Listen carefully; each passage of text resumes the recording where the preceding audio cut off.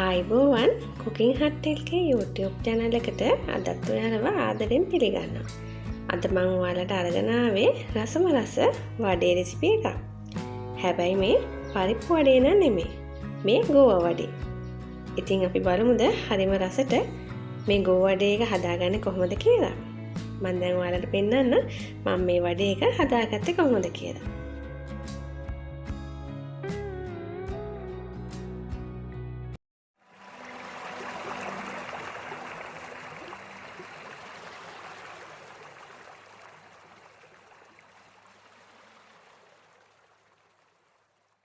මේ තියෙන වඩේ එක හදාගන්න අපිට අවශ්‍ය ද්‍රව්‍ය ගෝවා ඕන වෙනවා. ඒ වගේම අමරිස් කල්පා 6ක්, ලුණු ගෙඩියක්, බිත්තරයක්, පාන් පිටි ග්‍රෑම් 100ක්.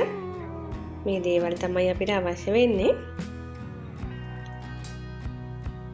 මුලින්ම අපි ගෝවා ටික කපා ගන්න ඕනේ. ගෝවා කපා ගන්නකොට අනිවාර්යයෙන්ම ගොඩක් හීනියට තමයි අපි ගෝවා ටික කපා ගන්නේ.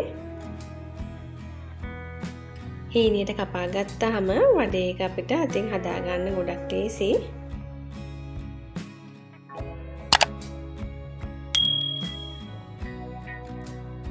මුලින්ම මම මේ පැත්තට හීනියට ගෝවා ටික කපා ගන්නවා. ඊළඟට අනිත් පැත්තට චූටි කෑලි වෙන්න ගෝවා ටික කපා ගන්නවා. එතකොට අපිට ගොඩක් හීනියට ගෝවා ටික කපලා ගන්න පුළුවන්.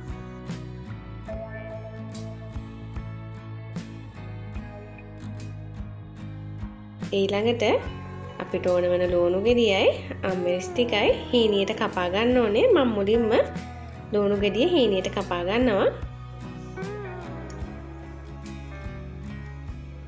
ඔයාලා රස බලලා නැතුව ඇති සමහර විට මේ ගෝවා වඩේ එකේ අද මේ වීඩියෝ එක බැලුවොත් ඔයාලා අනිවාර්යයෙන්ම මේ ගෝවා වඩේ එක හදලා රස බලයි. හරිම රසයි. ඒ වගේම ඉක්මනින් හදා ගන්න පුළුවන්. ලොකු වේදමක් යන්නෙත් නෑ අපිට මේ වගේ වඩේ එකක් හදා ගන්න. පොඩ්ඩ උනත් රස කර කර කයි. අමරිස් ටිකත් මේ විදිහට හීනියට කපා ගන්න. ඊළඟට මම මේ සේරමට කපලා සූදානම් කරගෙන වඩේ මිශ්‍රණය හදා ගන්නයි හදන්නේ. මුලින්ම මේ වගේ බෝල් එකක් අරගෙන කපාගත්ත ගෝවා ටික, ඒ වගේම කපාගත්ත ලුණු, අමරිස් ටික එකතු කරගන්න.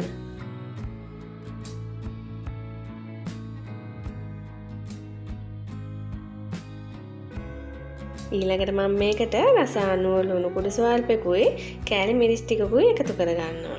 කෑලි මිරිස් එකතු කරගන්න එක ඔයාලගේ රස අනුව කරගන්න පුළුවන්. ටිකක් සෑයට කන්න කැමති නම් කෑලි මිරිස් එකතු කරගන්න ප්‍රමාණය වැඩි කරගන්න පුළුවන්. ඊළඟට මම මේකට බිත්තරෙත් එකතු කරගන්නවා. දැන් අපිට කරන්න තියෙන්නේ මේ සේරම දේවල් ටික හොඳට මිශ්‍ර කරගන්න එක. මම මුලින්ම මේක හැන්දකින් තමයි කලවම් කරගන්නේ. ඊට පස්සේ පාන් පෙඩි ටික ටික එකතු කරගත්තට පස්සේ හැන්දෙන් කලවම් කරගන්න අමාරුයි. ඊළඟට අතින් තමයි මිශ්‍රණය හදාගන්නේ. දැන් බිත්තරේ හොඳට මේකට කලවම් වුණාට පස්සේ මම පාන් පිටි ටික ටික මේකට එකතු කරගන්නවා.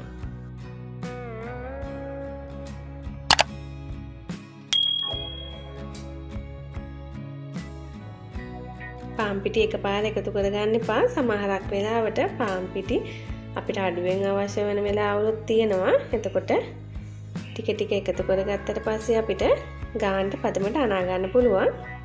ඒ නිසා මේ වගේ ටික ටික එකතු කරගන්න. මම මේ වඩේ එක අනා ගන්න වතුර එකතු කරගන්නේ නෑ. බිත්තරේ ගෝවා වල තියෙන තෙතමනේනු විතරයි මේක අනාගන්නේ අපි. දැන් ඊළඟට මම හැන්ද පැත්තකින් තියලා අතින් තමයි මේ මිශ්‍රණය අනා ගන්න හදන්නේ.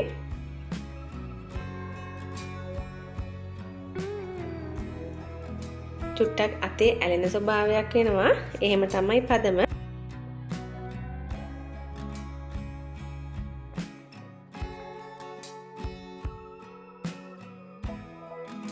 දැන් මම වඩේ මිශ්‍රණය හදාගෙන ඉවරයි. අතේ මේ වගේ තෙල් ටිකක් ගාගෙන වඩේකට අවශ්‍ය ප්‍රමාණයට ගුලියක් අතට අරන් මේ විදිහට හැඩ කරගන්න. ගොඩාක් තුනී කරගන්න එපා. සාමාන්‍ය වඩේ එකක ප්‍රමාණයට තුනී කරගන්න.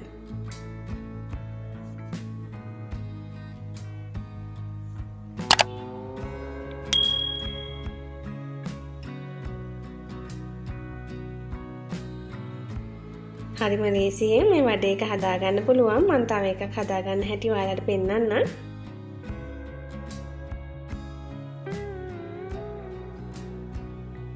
මේ විදිහට සේරම ටික හදාගන්න. ඊළඟට අපිට තියෙන්නේ මේ ටික බැද ගන්න. මේ වෙලාවදී මම තෙල් ටික රත් වෙන්න තියලා තියෙන්නේ.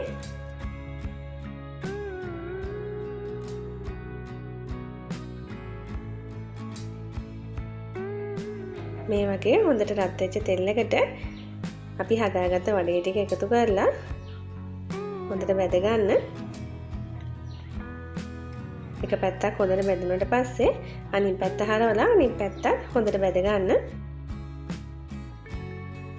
ලස්සන golden brown color එකක් වෙනකන් ඔයාලා මේක එක පැත්තක් බැදගෙන අනිත් පැත්ත හරවගෙන මේ පැත්තත් golden brown color එකක් වෙනකන් බැද ගන්න ඕනේ. එතකොට තමයි වඩේ එක ගොඩක් රස.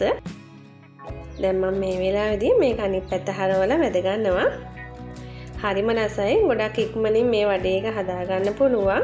ගෝව ටික උනත් හොඳට බැදුනට පස්සේ හරිම ක්‍රිස්පි රසයක් දැනෙනවා ගෝව වලිනුත්. දැන් මම මේ ටික ලිපෙන් බා ගන්නවා. ඊළඟට මම අනිත් වඩේ ටිකත් මේ විදිහටම බැද ගන්නවා. ඔයාලට පේනවා ඇති පෙනුමත් හරි ලස්සනයි.